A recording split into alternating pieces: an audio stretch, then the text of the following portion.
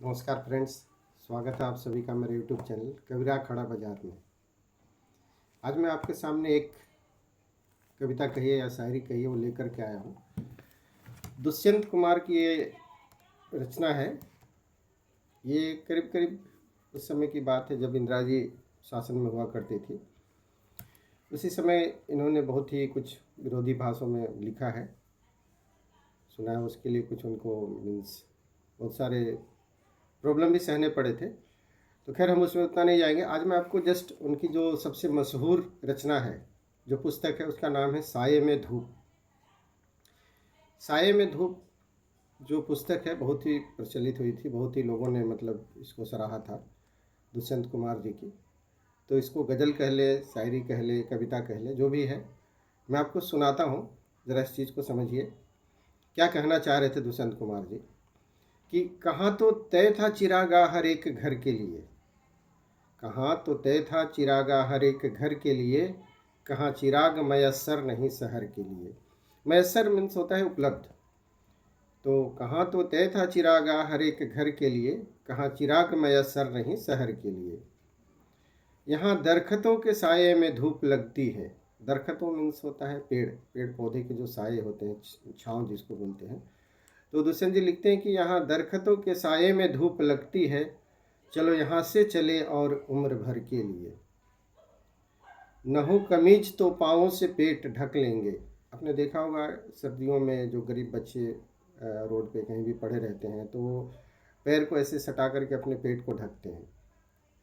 तो उसी बात की चर्चा हो रही है कि न हो कमीज तो पाँवों से पेट ढक लेंगे, ये लोग कितने मुनासिब हैं इस सफ़र के लिए।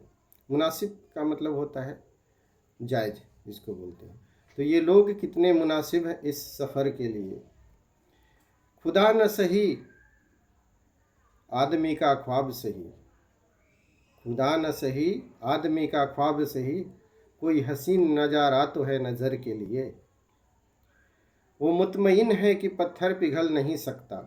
मुतमईन का मतलब होता है आश्वस्त।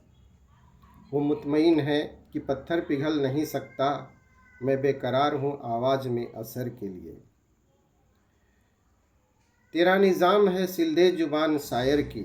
निज़ाम का मतलब होता है राज्य व्यवस्था जो है। तो जो भी है उस समय की सरकार उसको और इंगित करके बता रहे हैं कि तेरा निज़ाम है सिलदे जुबान शायर की, ये एहतियात ज़रूरी है इस बहर के लिए। एहतियात मतलब होता है सावधानी। तो कहते हैं कि ये एहतियात ज़रूरी है इस बहर के लिए। बहर एक उर्दू बोले या अरबी शब्द है जिसमें बहर के मतलब बहुत सारे मीनिंग होते हैं, बट यहाँ शायद से छंद, इसका अर्थ छंद है। इसका एक दूसरा मीनिंग बहर का सागर भी होता है, बट यहाँ पर मुझे जैसा अनुमान है कि ये छंद का ही मतलब है। तो दुष्यंत जी लिखते हैं कि तेरा निज़ाम है सिलदे जुबान शायर की, ये एहतियात ज़रूरी है इस बहर के लिए। फिर आखिरी लाइनें दो हैं, बहुत ही महत्वपूर्ण लाइनें हैं जो लिखते हैं कि जिए तो अपने बगीचे में गुलमोहर के तले। गुलमोहर एक ऐसा पौधा है, आपने देखा होगा मोस्टली गर्मियों में जब बहुत तपती धूप रहती है ना, तभी इसके सुंदर सुंदर फूल, पेड़ों पे पत्ते भले ना दिखे लेकिन गुलमोहर के फूल आपको दिखेंगे। इसलिए गुलमोहर का एक अपने आप में अलग ही अस्तित्व है। तो यहाँ गुलमोहर का उदाहरण लिया है कवि ने, लिखा है कि जिए तो अपने बगीचे में गुलमोहर के तले, मरे तो गैर की गलियों में गुलमोहर के लिए। बहुत ही सुंदर कविता है दुष्यंत कुमार जी की। आगे मैं और भी कविताएं कुछ कुछ अलग अलग चीज़ें आपसे लेकर के आपके लिए लाता रहूँगा। धन्यवाद। Thank you.